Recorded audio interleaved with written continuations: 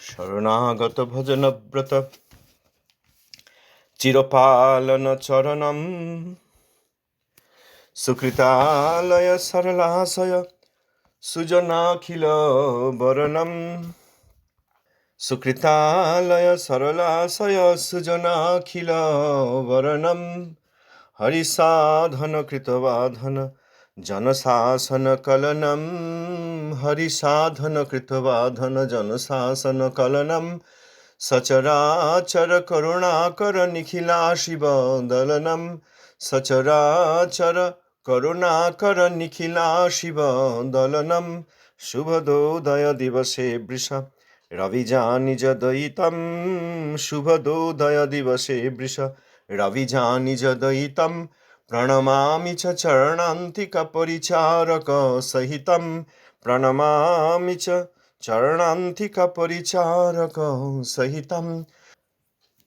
পতিত পাবন শ্রী চৈতন্য মঠাচার্য শিশল প্রভুপাদের অনুকম্পিত গুরুদেব ওং বিষ্ণুপাদ শ্রীমৎ ভক্তি কুসুম শ্রমণ গোস্বামী মহারাজ কি যায়। প্রভুপাদ শিশলা ভক্তি সিদ্ধান্ত সরস্বতী গোস্বামী ঠাকুর जी की যায়। सपार्षद श्रील प्रभुपाद की जाए। अवधूत क्लोचरामणि श्रील गौरकिशोर दास बाजी महाराज की जाए। श्री श्रील सच्चिदानंद भक्त ठाकुर महाशय की जाए। श्री रूपानुग आचार्य वर्ग की जाए। भजनानंदीय समागत भक्तवृंद की जाए। श्री रूपानुग शुद्ध भक्ति धारार भगीरथ श्री श्रील सच्चिदानंद भक्त ठाकुर महाशय जैव धर्म। सप्तम अध्याय যতদূর আমরা গত কয়েকদিন পড়েছি তার পরবর্তী অংশ। অনন্ত দাস বাবাজি মহারাজ তিনি গৃহস্থ ভক্ত কিভাবে সমাজে থাকবেন যেখানে স্মার্ত লোকের প্রভাব বেশি সেই সম্বন্ধে আলোচনা করলে যাদব দাস জিজ্ঞাসা করলেন, যদি গৃহস্থ ভক্ত এত পূজনীয় হন এবং সকল প্রেমের অধিকারী হন তবে কেন কোনো কোনো ভক্ত গৃহত্যাগী হন? অনন্ত দাস বাবাজি, গৃহস্থ ভক্তগণের মধ্যেই কেহ কেহ গৃহত্যাগী বৈষ্ণব হইবার অধিকারী হন। জগতে তাহাদের সংখ্যা স্বল্প এবং তাহাদের সঙ্গ বিরল। যাদব দাস, কি হইলে গৃহত্যাগী হইবার অধিকার জন্মে তাহা বলুন। অনন্ত দাস বাবাজি, মানবের দুইটি প্রবৃত্তি, বহির্মুখ প্রবৃত্তি ও অন্তর্মুখ প্রবৃত্তি। বৈদিক ভাষায় তাহাদিওকে পরাক ও প্রত্যক বৃত্তি বলে। শুদ্ধ চিন্ময় আত্মা আপনার স্বরূপ ভুলিয়া লিঙ্গদেহে মনকে আত্মা বলিয়া অভিমান করেন এবং মন হইয়া ইন্দ্রিয়দ্বার অবলম্বনপূর্বক বহির বিষয়ে আকৃষ্ট হন। ইহার নাম বহির্মুখ প্রবৃত্তি। জড় বিষয় হইতে মনে ও মন হইতে আত্মার প্রতি যখন প্রবৃত্তি স্রোত পুনরায় বহিতে থাকে তখন অন্তর্মুখ প্রবৃত্তি হয়। যে পর্যন্ত বহির্মুখ প্রবৃত্তি প্রবল সে পর্যন্ত সাধুসঙ্গ বলে কৃষ্ণ সংসারের সমস্ত প্রবৃত্তি নিরপরাধের সহিত চালিত করার নিতান্ত প্রয়োজন। কৃষ্ণভক্তির আশ্রয়ে সেই প্রবৃত্তি অতি স্বল্পকালের মধ্যেই সংকুচিত হইয়া অন্তর্মুখ হইয়া যায়।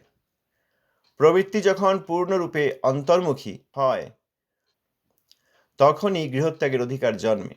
তৎপূর্বে গৃহত্যাগ করিলে পুনরায় পতন হইবার বিশেষ আশঙ্কা। গৃহস্থ অবস্থাটি জীবের আত্মতত্ত্ব উদিত করিবার ও শিক্ষা করিবার চতুষ্পাঠী বিশেষ। শিক্ষা সমাপ্ত হইলে চতুষ্পাঠী ত্যাগ করিতে পারে। শ্রীশিল ভক্তিবিনোদ ঠাকুর মহাশয় অন্যত্র বলেছেন যে যখন এই ত্যাগী ব্যক্তির সংখ্যা অধিক হয়, অর্থাৎ সন্ন্যাসী আদির সংখ্যা খুব বেশি হয়, তখন জানতে হবে যে কলির এখানে কোনো মতলব আছে। বৈরাগী বৈষ্ণবদিগের চরিত্র বিশেষত নির্মূল হওয়া চাই। এই শীর্ষক নিবন্ধ, যেটি প্রথমে সজ্জন্ত শ্রেণী 5.1 সেখানে প্রকাশিত হয়েছিল, সেখানে ঠাকুর মহাশয় লিখেছেন, ভিকধারী বৈষ্ণব সংখ্যা বাড়িলে অবশ্যই আশঙ্কা করিতে হইবে যে ইহাতে কলির কোনো প্রকার দুষ্ট কার্য আছে। অতএব খুব যোগ্য না হলে মহাবৈষ্ণব আচার্যগণ গৃহত্যাগের বসন, সন্ন্যাস বসন ইত্যাদি দেন না। আর যদি কখনো কোথাও দেখা যায় যে শুদ্ধ ভক্তির বিশেষ অনুষ্ঠান হচ্ছে না, শুদ্ধ ভক্তির কোনো আচরণ বিশেষ নাই, কিন্তু সংখ্যায় খুব বেড়ে গেছে, তথাকথিত ত্যাগীদের সংখ্যা বেড়ে গেছে, তখন জানতে হবে সেখানে নিশ্চয়ই কলির কোনো মতলব আছে। অতএব এই বিষয়ে আমাদের ধারণা থাকা দরকার, এই বিষয়ে আমাদের সাবধান হওয়া দরকার। এখানে যাদব দাসজি তিনি জিজ্ঞাসা করলেন, গৃহস্থ ভক্তের যে মহিমা গাইলেন, যে কলিযুগে বিশেষ করে গৃহস্থ ভক্ত হওয়াই ভালো, কারণ পতনের আশঙ্কা কম, এবং প্রমাণও উদাহরণ দিলেন যে শ্রীমন মহাপ্রভুর অধিকাংশ পার্শ্বদগণই গৃহস্থ ভক্ত, এবং অনাদিকাল থেকে যাঁরা রাজর্ষি, দেবর্ষি ইত্যাদি তাঁরা অধিকাংশই গৃহস্থ ভক্ত। উদাহরণস্বরূপ ধ্রুব মহারাজ, প্রহ্লাদ মহারাজ, পাণ্ডবাদি ইত্যাদি। এবং শ্রী অনন্ত দাস বাবাজি যাদব দাস এবং চণ্ডীদাস শুনছেন তো, যাদব দাস এবং চণ্ডীদাসকে বললেন, গৃহস্থ ভক্তকে জগতের পূজনীয় বলিয়া জানিবেন। তখন প্রশ্ন করলেন যে গৃহস্থ ভক্ত যদি এত পূজনীয় হন এবং সকল প্রেমের অধিকারী হতে পারেন, তাহলে কেন কোনো কোনো ভক্ত আবার গৃহ ত্যাগ করেন? গৃহে থেকে ভজন করলেই তো হয়, তাদের তো এত মহিমা এবং উদাহরণ রয়েছে। তখন শ্রী অনন্ত দাস বাবাজি বললেন, ওই গৃহস্থগণের মধ্যেই কেউ কেউ গৃহত্যাগ করেন, অধিকারী হন এবং গৃহত্যাগ করেন, এবং জগতে তাদের সংখ্যা অল্প, এবং তাদের সঙ্গ বিরল, বিশেষ পাওয়া যায় না। তাহলে কি অধিকার পেলে গৃহত্যাগী হতে পারেন, এটা একটু বলুন। তখন শ্রী অনন্ত দাস বাবাজি বললেন, এই দুই প্রকারের প্রবৃত্তি, বহির্মুখ আর অন্তর্মুখ। বহির্মুখ আত্মা থেকে সে মনকে আমি মনে করে, আমরা যেমন মন যা চাইছে সেইটাই আমার ইচ্ছা মনে করি এবং সেই ইচ্ছা পূরণ করার চেষ্টা করি। মন যা চাইছে সেটিই আমি চাইছি, এবং সেইটি পূরণ করব কি দিয়ে? শরীরে যেসব ইন্দ্রিয় রয়েছে, ভালো খাবো, ভালো থাকবো, ভালো পড়বো, ভালো শুনবো, ভালো দেখবো ইত্যাদি। মনকে আশ্রয় করা হলো আমি রূপে, এবং মন থেকে ইন্দ্রিয়ের দ্বারা এই জগতের বিষয়ে আমরা প্রবেশ করে গেলাম। এইটা হচ্ছে বহির্মুখ প্রবৃত্তি। আর যারা হরিভজন করেন তারা অন্তর্মুখী, তারা জগতের বিষয় ভোগ করেন না ইন্দ্রিয় দিয়ে, এবং মন থেকে ইন্দ্রিয় তাদের যে অভিমুখ সেইটা বদলে গিয়ে মন থেকে আত্মার দিকে তাদের অভিমুখ হয়। অর্থাৎ একটা হচ্ছে আত্মা, আত্মা থেকে বদ্ধজীব আত্মা, তিনি মনকে আমি মনে করেন, মন থেকে ইন্দ্রিয়ের দ্বারা বিষয় ভোগ করেন। তাহলে আত্মা, মন, ইন্দ্রিয় এবং জগতের বিষয়, ভোগ্য জিনিস, এটা হচ্ছে বহির্মুখ প্রবৃত্তি। তীরের অভিমুখটা জগতের বিষয়ের দিকে, আর অন্তর্মুখী হচ্ছে বিপরীত দিক। সেটা হচ্ছে এই বহির্মুখ ইন্দ্রিয় ভোগ, এইটি পরিত্যাগ করে, ইন্দ্রিয় সুখ পরিত্যাগ করে, মনের ভাবনাকে আমার ভাবনা, মন যা চাইছে এখন আমি তাই করব, এই চিন্তা সরিয়ে রেখে মন থেকে উইথড্র করে নিজেকে আত্মার মধ্যে প্রতিষ্ঠিত করা, এটা হচ্ছে অন্তর্মুখ প্রবৃত্তি। তখন শুদ্ধ সাধুর সঙ্গ করে আমরা কৃষ্ণের সংসারে প্রবিষ্ট হই এবং সেখানে নিরপরাধে হরিভক্তি করার প্রচেষ্টা করি। কৃষ্ণ ভক্তির আশ্রয় করলে এই প্রবৃত্তির অভিমুখ বিপরীত হয়, অর্থাৎ এখন অন্তর্মুখী হয়, আত্মার দিকে হয়। যখন কৃষ্ণ ভক্তির আশ্রয় করা হয় তখন খুব শীঘ্রই এই বহির্মুখ প্রবৃত্তি চলে গিয়ে সংকুচিত হয়ে অন্তর্মুখ প্রবৃত্তি শুরু হয়। যখন অন্তর্মুখী হয় আত্মা পূর্ণরূপে, যখন এই প্রবৃত্তিগুলি পূর্ণরূপে অন্তর্মুখী হয়, তখন গৃহত্যাগের অধিকার জন্মে, তখন কেউ গৃহত্যাগ করতে পারেন।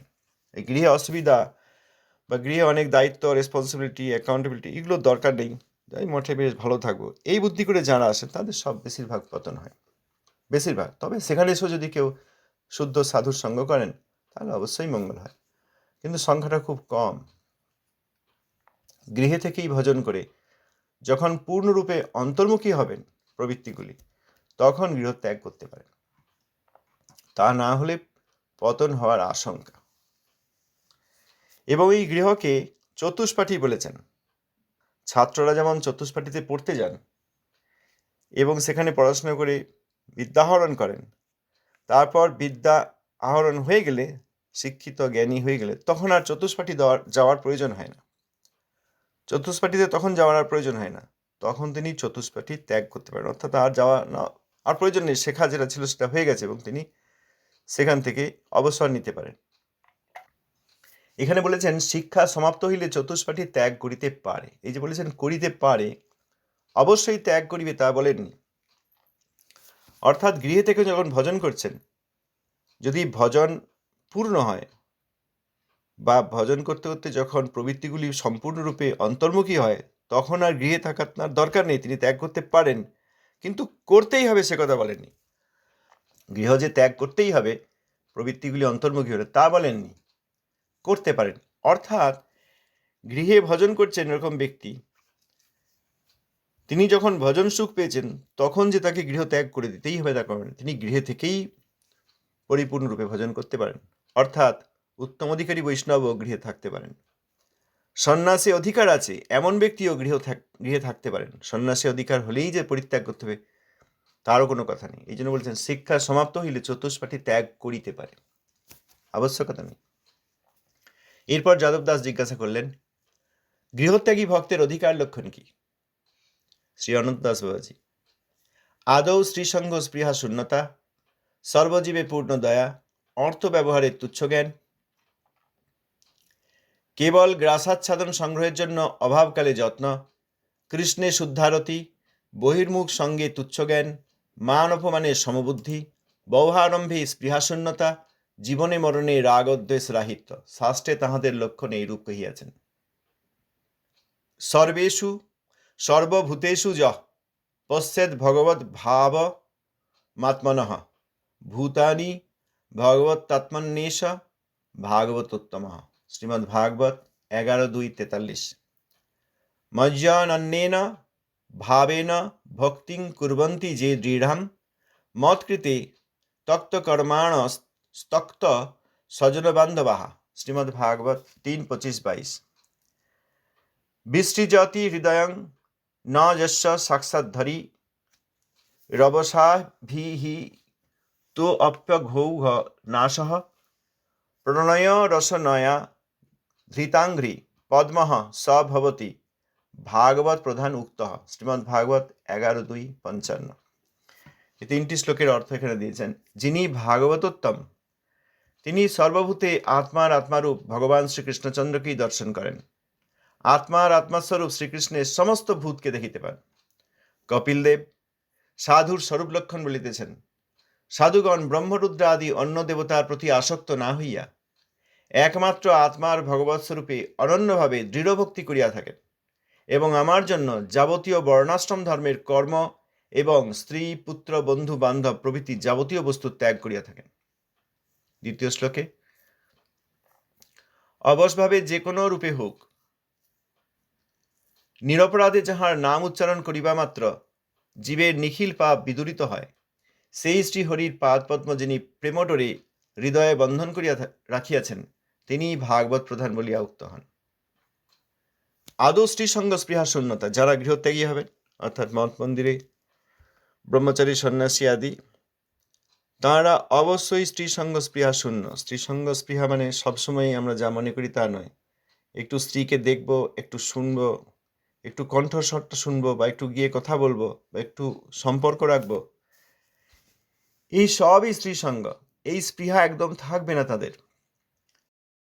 সমস্ত জীবে পূর্ণ দয়া, বালিশাদি, মানুষ এবং মানবেতর অর্থাৎ প্রাণী উদ্ভিদ ইত্যাদি পূর্ণ দয়া, অর্থ ব্যবহারে তুচ্ছ জ্ঞান, অর্থের জন্য অনেকেই লালায়িত, কিন্তু অর্থ থাকলেও সেই ব্যবহারে তুচ্ছ জ্ঞান অর্থাৎ অর্থের প্রতি তাদের তৃষ্ণা থাকবে না, একমাত্র ভগবানের সেবার জন্য অর্থ। কিন্তু এখন দেখা যায় ভগবানের সেবাকে সামনে অ্যাডভার্টাইজ করে সামনে রেখে অনেকে অর্থ সংগ্রহ করেন।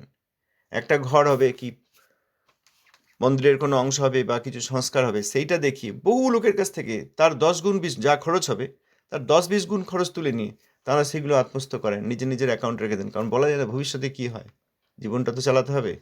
তার আবার কেউ কেউ যুক্তি দেন, যুক্তি দেন যে সব ছেড়ে কিছুই নেই, এখন হরিভজন করতে হবে, পরে তো অর্থের প্রয়োজন হতে পারে, শরীর খারাপ হতে পারে, হাসপাতালে যেতে হতে পারে, এখান থেকে তাড়িয়ে দিতে পারে, সুতরাং সেখানে গিয়ে আমার চলবে কি করে?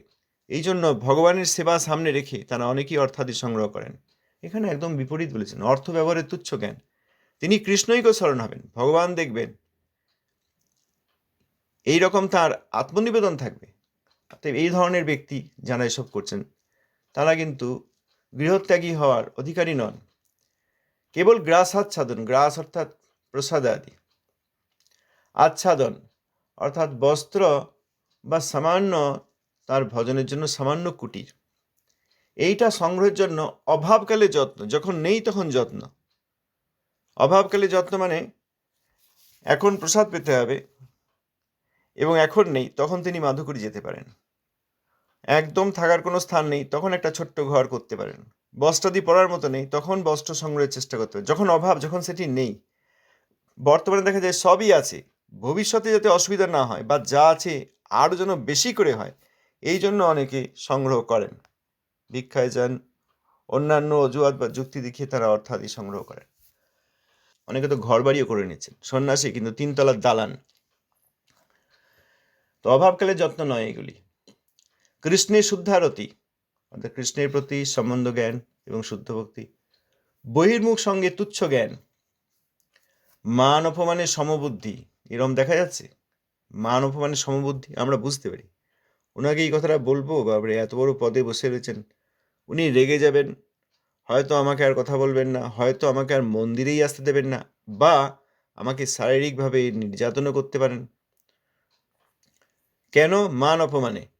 যদি শাস্ত্রের যুক্তি বলে, যদি প্রভুপাদের উপদেশ কি সেটা বলা হয়, শাস্ত্রীয় কথা, শাস্ত্রীয় যুক্তি যদি আলোচনাও করতে যাওয়া হয়, যখন তারা দেখেন যে তো আমাদের ভোগের বাইরে চলে যাচ্ছে, ভোগের বিরোধ হচ্ছে, তখন দেখা যায় সেই সব ব্যক্তির প্রাণ সংশয় পর্যন্ত হতে পারে। তাঁরা গৃহত্যাগী হওয়ার একদমই অধিকারী নন। তারা গৃহস্থ ভক্ত হতে পারেননি, গৃহে থাকলে তারা কোনোদিন ভজন করেননি, এসে গিয়েছেন, সম্পত্তি পেয়েছেন, তারপর সেইগুলিকে নিজের ভোগের, নিজের পিতৃত্ব সম্পত্তি অনেকে মনে করেন। মহাবৈষ্ণবগণ যেভাবে শ্রীহরির সেবার জন্য, শ্রী হরিগুরু বৈষ্ণবের সেবার জন্য এবং 42 জীবাত্মার মঙ্গলের জন্য এবং যারা ভজন করতে চান তাদের ভজনে সহায়তার জন্য যে মন্দির আদি স্থাপন করেছেন, সেইগুলি পরবর্তীকালে যারা পেয়ে যান এবং যাদের মধ্যে শুদ্ধ ভক্তি নেই, কোনো রকমের গৃহত্যাগ, কোনো উদ্দেশ্যে, অন্য উদ্দেশ্যে গৃহত্যাগ করে চলে এসেছেন, তাঁরা সেইগুলিকে নিজের সম্পত্তি, সেইগুলিকে কী করে কুক্ষিগত করে রাখা যায় এরকম চেষ্টা করেন, রাজনীতি করেন, অস্ত্র ধারণ করেন। অতএব মান অপমানের সমবুদ্ধি আর এইটা, এদের চরিত্র একদম আলাদা। মান অপমানে যেখানে ব্যক্তিগতভাবে কাউকে যদি আঘাত করা হয়, ব্যক্তিগত কোনো কথা বলে যদি কাউকে আঘাত করা হয়, তবুও তিনি অপমানিত বোধ করলেও কেউ সম্মান দিচ্ছেন নাকি অপমান করছেন, এই সম্মান দেওয়া বা অপমান করা, এই দুটিকেই সমানভাবে নেন, তিনি ভক্ত, তিনি পূর্ণরূপে গৃহত্যাগের অধিকারী। বহারম্ভে স্পৃহাশূন্যতা, অর্থাৎ আড়ম্বর, আরও মন্দির হবে, আরও বড় করা হবে, আরও বড় উৎসব হবে। পরম বৈষ্ণব রূপানুগ আচার্যবর্গ কেউ কেউ করেছেন, দৈব বর্ণাশ্রম ধর্ম স্থাপন করেছেন সাধারণ জীবের মঙ্গলের জন্য, তারা বহারম্ভ করেননি। আমরা করতে গেলে বহারম্ভ হবে। ঠাকুরমশাই অন্যত্র বলেছেন, যদি কোনো মন্দির আদি স্থাপন করতে গিয়ে বা উৎসব আদি করতে গিয়ে অর্থের প্রয়োজন হয় এবং সহজে সুলভ না হয়, তাহলে সেই ধরনের মন্দির প্রতিষ্ঠা বা এই মহোৎসব আদি করার প্রয়োজন নেই। কারণ তাতে অন্য বাইরের লোকের কাছে গিয়ে হাত পাততে হবে, বাইরের লোকের সংঘাতই হবে। আমাদের পরম বৈষ্ণবগণ, বিশেষ করে প্রভুপাদ ছিল ভক্তি সিদ্ধান্ত সরস্বতী গোস্বামী ঠাকুর, তিনি শ্রী চৈতন্য মঠ এবং গৌড়ীয় মঠসমূহ প্রতিষ্ঠা করেছেন দৈব বর্ণাশ্রম দিয়ে ভজন করাবার জন্য, আমাদের মতো জীবকে ভজনে সহায়তা করার জন্য, ভজনের পরিবেশ দেওয়ার জন্য, ভজন কেন্দ্র, শুদ্ধ ভক্তির কেন্দ্র স্থাপন করেছেন। আর আমরা কিছু করতে গেলে আমাদের উদ্দেশ্য অন্য, আমার একটা মঠ হোক, ওনার কটা মঠ, আমার 10টা মঠ হোক, আমার আরও শিষ্য হোক। নাচতে যখন নেমেইছি তখন ঘোমটা টানার কী প্রয়োজন? ওনাদের এত সব শিষ্য হয়ে গেছে, বড় বড় আচার্য, আমার হবে না কেন?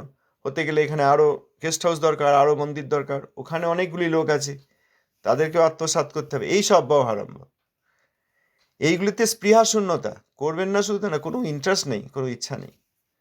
নিত্যসিদ্ধ পার্ষদ প্রভুপাদ, তিনি এসে দৈব বর্ণাশ্রম ধর্মের থেকে আত্মা যাতে ভজন করতে পারেন সেইটা দিয়েছেন। সেই কার্যের অনুকরণ করে আমরা যদি এইসব বহারম্ভ করতে চাই, তাহলে হরিভজনের বিরোধ হয়। জীবনে মরণে রাগ দ্বেষ রাহিত্য, ক্রোধ বিদ্বেষ ইত্যাদি থাকবে না কোনো স্থিতিতেই। এইটা হবে গৃহত্যাগী হওয়ার অধিকারী তাদের লক্ষণ।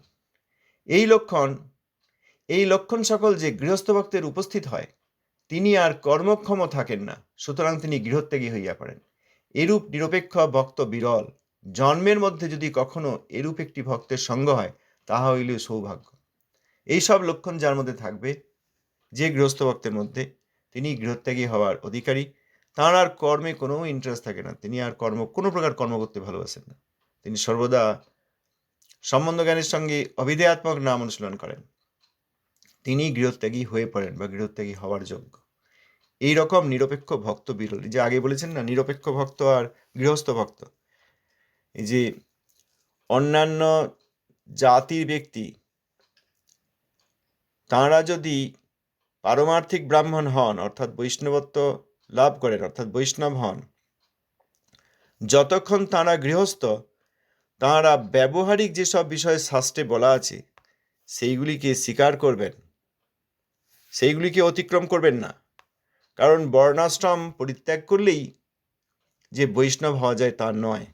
কিন্তু যারা নিরপেক্ষ, তাদের জন্য আর সেইটি নেই। এবং নিরপেক্ষ বৈষ্ণবগণ তাঁরা আর ব্যবহারিক কাজ করেন না। সুতরাং এখানে নিরপেক্ষ বৈষ্ণবের সংজ্ঞা দিয়ে দিলেন। অর্থাৎ গৃহত্যাগী হওয়ার যেসব লক্ষণগুলি রয়েছে, অধিকার লক্ষণ, সেইগুলি যাঁর আছে, তিনি গৃহে থাকুন বা গৃহত্যাগ করে থাকুন, তিনি কিন্তু নিরপেক্ষ বৈষ্ণব। আমরা এই বিষয়ে সেই সময় আলোচনা করেছিলাম। এখন নিরপেক্ষ বৈষ্ণবের সংজ্ঞাটি আরেকবার পাওয়া গেল। এইরকম ভক্তের যদি একজন ভক্ত যদি পাওয়া যায় এবং তাঁর সঙ্গ হয়, তাহলে জানতে হবে যে আমাদের খুব সৌভাগ্য। কিন্তু আমরা তো আজকাল বহু দেখছি, তাঁদের মধ্যে কি এইরকম অধিকার লক্ষণ রয়েছে? তাঁরা কি নিরপেক্ষ বৈষ্ণব? যদি এমন দেখা যায় যে মঠ মন্দিরে রয়েছেন, সাদা কাপড় পরে ব্রহ্মচারী রয়েছেন, বা গৃহত্যাগ করে এসেছেন, বা গেরুয়া কাপড়ের ব্রহ্মচারী, আর সন্ন্যাসী হলে তো কথাই নেই, গেরুয়া কাপড়ধারী, বস্ত্রধারী সন্ন্যাসী, হাতে ত্রিদণ্ড, আর তার মধ্যে এইসব লক্ষণ নাই, তাহলে সেইগুলি অবৈধ বস্ত্র, অবৈধ বেশ। এরকম অনেক ব্যক্তিত্ব সঙ্গ হচ্ছে না? কেউ অর্থাদি দিচ্ছেন, কেউ গিয়ে প্রণাম করছেন, কেউ ভালো করে কথা বলছেন, কেউ কিছু দান করছেন, কেউ তাদের আনুগত্যে সেবা করছি মনে করছেন, আবার কেউ তাদেরকে ঘরে ডেকে নিয়ে এসে উৎসব দিয়ে দিচ্ছেন। হচ্ছে কি মঙ্গল? হচ্ছে না। ঠাকুর মহাশয় এখানে বললেন, এই রকম অধিকার আছে জন্মের মধ্যে, সারা জীবনে যদি এই রকম একটি ভক্তের সঙ্গ হয় কোনো সৌভাগ্যক্রমে, তাহলে সেটিও খুব মঙ্গলের। এরকম ভক্ত যদি সঙ্গ হয়, তাহলেও খুব সৌভাগ্য। এরপর যাদব দাস, আজকাল দেখিতেছি কেহ কেহ অল্প বয়সে গৃহত্যাগ করিয়া ভিক গ্রহণ করিয়া একটি আখড়া করিয়া দেব সেবা করেন। ক্রমশ তাহার যশির সঙ্গ দোষ হইয়া পড়ে, তথাপি হরিনাম আদি ছাড়েন না। বিভিন্ন স্থান হইতে ভিক্ষা করিয়া আখড়া নির্বাহ করেন। ইহারা কি নিরপেক্ষ না গৃহস্থ ভক্ত? অনন্ত দাস, তুমি অনেকগুলি কথা একত্র জিজ্ঞাসা করিলে, আমি এক একটি কথার উত্তর দিতে পারি। অল্প বয়স বা অধিক বয়সের কথা নয়, পূর্ব সংস্কার ও আধুনিক সংস্কার বলে কোনো গৃহস্থ ভক্তের গৃহত্যাগাধিকার অল্প বয়সেই হয়। সুখদেব জন্মমাত্র সেই অধিকার পাইয়াছিলেন। কেবল এইটি দেখা কর্তব্য যে অধিকার কৃত্রিম না হয়। যথার্থ নিরপেক্ষতা জন্মিলে স্বল্প বয়সে কোনো ব্যাঘাত হয় না। অতএব বয়সের কথা বলেননি, ইনি বললেন যে এরকম দেখা যায় অল্প বয়সে এসছে, তারপর অধিকার হয়নি, গৃহত্যাগ করেছেন, বেশ নিয়ে নিয়েছেন, তারপর একটা আখড়া করেন, সেখানে দেব সেবা করেন, ক্রমশ তাঁরা যশীর সঙ্গ অর্থাৎ পরস্ত্রীর সঙ্গ করেন, কিন্তু হরিনাম করতে থাকেন। এই বাউলদের কথা। হরিনাম আবার এখানেও আজকাল অনেক হচ্ছে।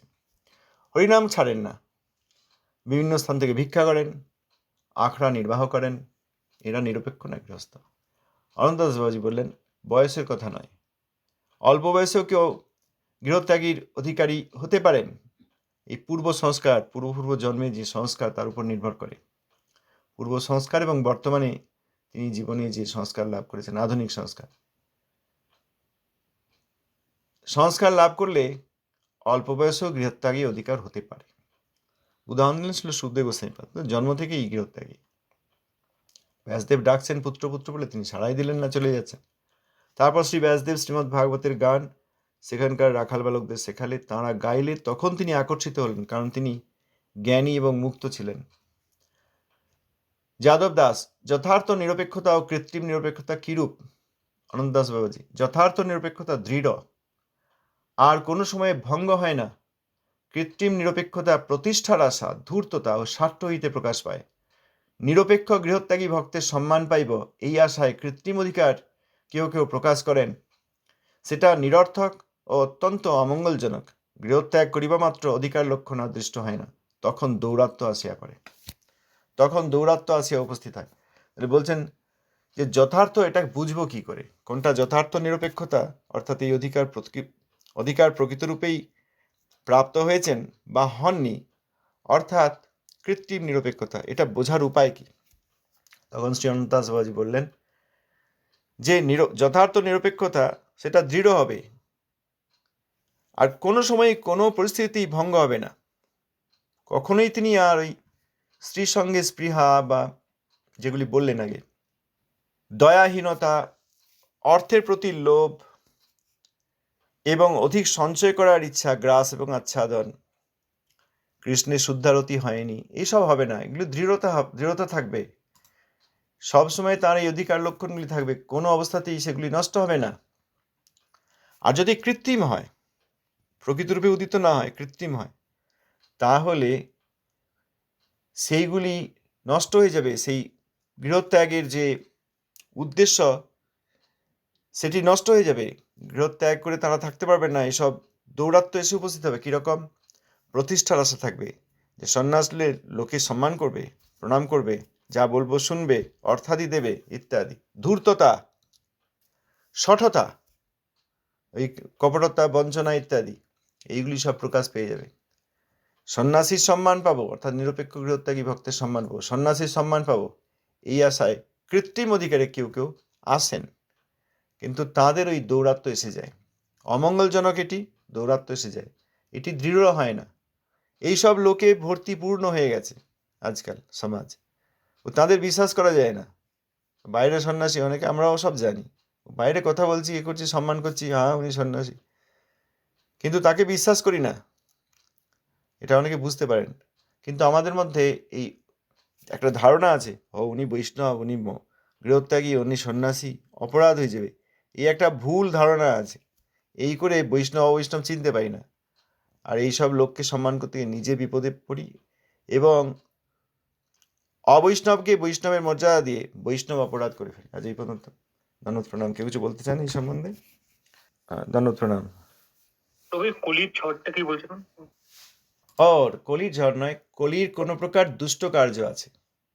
ঠাকুর মহাশয় সেখানে বলছেন, ভেগধারী বৈষ্ণব সংখ্যা বাড়িলে অবশ্যই আশঙ্কা করিতে হইবে যে ইহাতে কলির কোনো প্রকার দুষ্ট কার্য আছে। কলি এইগুলো করায়, এটা বলছেন ঠাকুর মহাশয়। এই যে অনধিকারী ব্যক্তি, তারা যে সন্ন্যাস আদি নেন, গৃহত্যাগ করেন, মঠ মন্দিরে থাকেন, কিন্তু অধিকার হয়নি, এবং তাদেরকে শুদ্ধ বৈষ্ণব তো তাদেরকে থাকতে দেবেন না, তাদের লক্ষণ পরীক্ষা করে তো তাদের ঘরে পাঠিয়ে দেন, যাও গৃহ গিয়ে ভজন করো, এখন তোমার অধিকার হয়নি বলবেন। কিন্তু যখন এইটা বলেন না, অর্থাৎ শুদ্ধ বৈষ্ণব আচার্যপদে নেই, অবৈষ্ণব বা বৈষ্ণব বিদ্বেষী বা কলির চর বা কলির দূত, কলির এজেন্ট, তিনি রয়েছেন ওই আচার্যপদ দখল করে, তখন তো অনেককে ডেকে এরকম ব্রহ্মচারী সন্ন্যাসী করে দেবেন। দেখো কত বড় উন্নতি করে দিয়েছি, তো হয় এটা, কত উন্নতি করেছি। আমার আগে সব বৈষ্ণবদের এত শিষ্য, এত সন্ন্যাসী ছিল না, আমার এরকম 200 সন্ন্যাসী, 400 ব্রহ্মচারী, মঠ গম গম করছি। এখানে কলির কোনো দুষ্ট কার্য আছে, মতলব আছে, এইটা বলছেন ঠাকুর মশাই। হয়েছে প্রভুজি? হ্যাঁ প্রভু। আচ্ছা, ধন্যবাদ, প্রণাম। হ্যাঁ বলুন প্রভু, কিছু বলতে গেলে। অন্তর্মুখী মন আর বহির্মুখী মন, ওইটা আরেকবার বলবেন? প্রবৃত্তি, মন নয়, প্রবৃত্তি। অন্তর্মুখী প্রবৃত্তি আর বহির্মুখী প্রবৃত্তি। বহির্মুখী প্রবৃত্তি হচ্ছে আত্মা তো শুদ্ধ আত্মা, কিন্তু তারপরেই যে মন বুদ্ধি অহংকারের প্রলেপ রয়েছে, তখন সেই ব্যক্তি, তিনি বদ্ধ হয়ে রয়েছেন, তখন তার ওই আত্মায় আমি ভাব চলে গিয়ে মনে আমি ভাব। এই আমাদের পাড়াগ্রামে, গ্রামাঞ্চলে বলে, ডিম খেতে চাইছিস, খা, তোর আত্মা চাইছে। আত্মা ডিম খেতে চায় না, আত্মা কিছুই খায় না, আত্মা এসব এই জগতের কোনো কিছু স্পর্শ করতে পারে না। কিন্তু ওই যে কারোর মনে হয়েছে যে আমি অমেদ্যটি খাবো, আমি বলছি ঠিক আছে, তোর আত্মা চাইছে, তুই খা। অর্থাৎ আত্মা মনে করছে মনকেই, মনের ইচ্ছাকেই আমার ইচ্ছা, আত্মার ইচ্ছা মনে করছে।